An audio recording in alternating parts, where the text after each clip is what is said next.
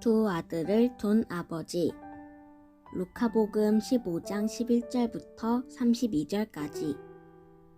어떤 사람에게 아들 둘이 있었습니다. 그런데 어느 날 작은 아들이 아버지에게 말했습니다. 아버지, 재산 가운데에서 저에게 돌아올 몫을 미리 주십시오. 아무리 타일러도 소용이 없다는 것을 알게 된 아버지는 아들에게 재산을 나누어 주었습니다.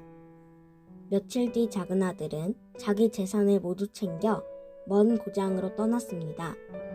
그러고는 그곳에서 방탕한 생활을 하며 재산을 낭비했습니다.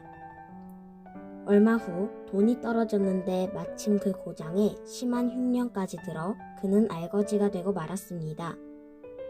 할 수 없이 그는 그 고장에 사는 어떤 사람의 집에 가서 더부살이를 하게 되었는데 주인은 그를 농장으로 보내 돼지를 치게 했습니다. 그는 하도 배가 고파 돼지가 먹는 열매 꼬투리라도 배를 채우려 했지만 그에게 아무도 먹을 것을 주지 않았습니다. 그제야 제정신이 든 그는 이렇게 말했습니다. 아버지 집에는 양식이 많아서 그 많은 품꾼들이 먹고도 남는데 나는 여기서 굶어 죽게 되었구나. 일어나 아버지께 가서 용서해달라고 해야지. 그리하여 그는 일어나 아버지 집으로 발길을 돌렸습니다.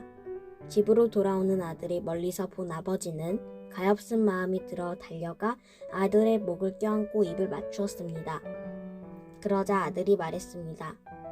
아버지, 제가 하늘과 아버지께 죄를 지었습니다. 저는 아버지 아들이라고 불릴 자격이 없습니다. 그러나 아버지는 종들에게 일렀습니다. 어서 가장 좋은 옷을 입히고 손에 반지를 끼워주고 발에 신발을 신겨주어라. 그리고 살찐 송아지를 끌어다 잡아라. 먹고 즐기자. 죽었던 내 아들이 살아 돌아왔다. 그리하여 그들은 즐거운 잔치를 벌이기 시작했습니다. 그때 큰아들은 들에 나가 있었습니다. 그가 집 가까이 이르러 노래하며 춤추는 소리를 듣고 하인을 불러 무슨 일이냐고 물었습니다. 하인이 그에게 말했습니다. 아우님이 돌아오셨습니다. 아우님이 몸 성이 돌아오셨다고 아버님이 살찐 송아지를 잡아 잔치를 열었습니다. 이 말을 듣고 큰아들은 화가 나서 집에 들어가려 하지 않았습니다. 그래서 아버지가 나와 타이르자 그가 아버지에게 말했습니다. 저는 여러 해 동안 종처럼 아버지를 섬기며 아버지의 명을 한 번도 어긴 적이 없었습니다. 그런데도 저에게는 친구들과 즐기라고 염소 한 마리 주신 적이 없습니다.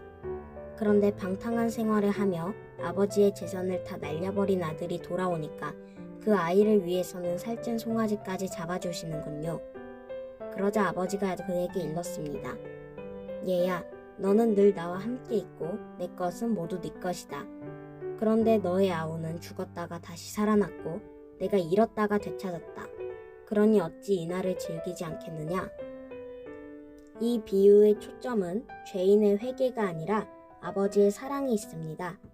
유산상속은 아버지 사랑의 한 표현일 따름입니다.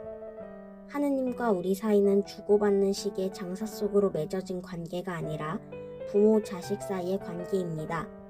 부모는 자식에게 가진 것 모두를 다 내주며 자식이 잘 되기만을 바랍니다. 하느님보다 더 우리를 사랑해 주시고 그분보다 더 우리의 행복을 바라시는 분은 없습니다. 하느님 나라는 아버지 하느님의 자비와 사랑 자체이며 인간의 참 행복은 그분의 자비와 사랑 속에 머무는 것입니다.